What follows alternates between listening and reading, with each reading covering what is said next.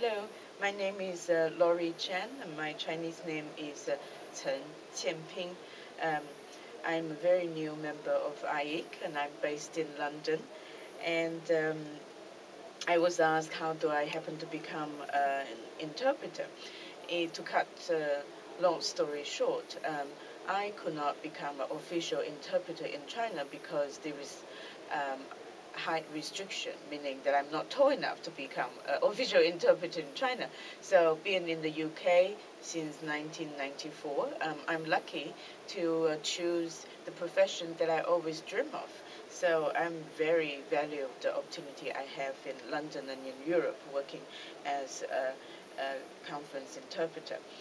And in terms of working as a conference interpreter, because I've already been working as a consecutive interpreter before I gradually developed into a conference interpreter.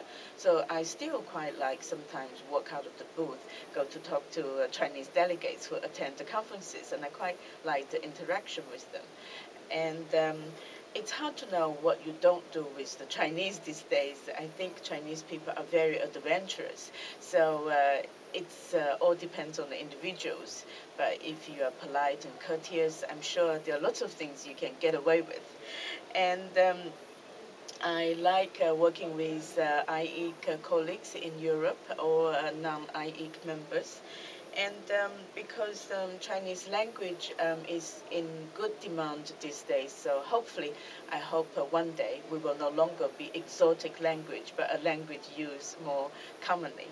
And in terms of notes taking, Chinese language actually, it's very primitive and it's very logic. For example, if you want to write the Chinese character for one, it just goes like one, like this.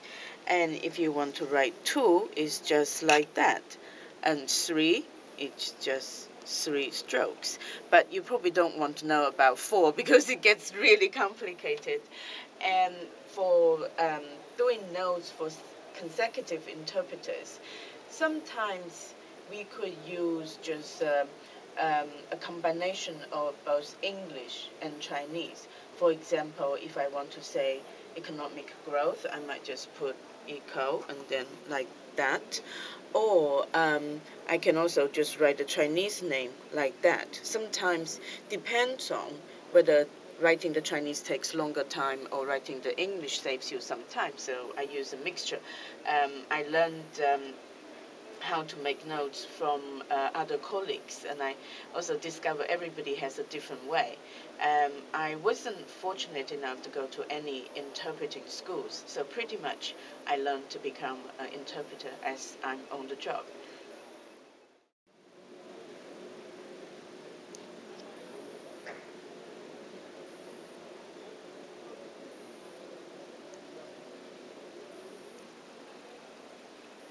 This is just a note I just draw down. If I were taking notes, this would mean something like, good morning, ladies and gentlemen, and I'm very glad to be here today, and I'm very interested in the conference today, and I hope we'll have a chance to talk about international affairs. How would it be in Chinese? It would be like, 早上好，女士们、先生们，我很高兴今天能够在此参加这个大会。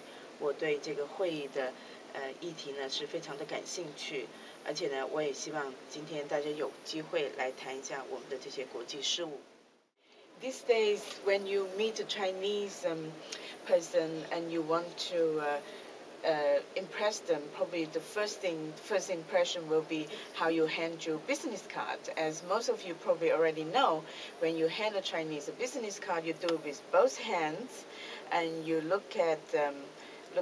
probably not look them into the eyes, but rather kind of lower your head a little bit, almost like to pay your respect when you hand out your business card. And also, don't do it like this. Don't show them your business card upside down, but rather you turn it the right way up to them for them to read what's on your business card. Just a little something for you to remember.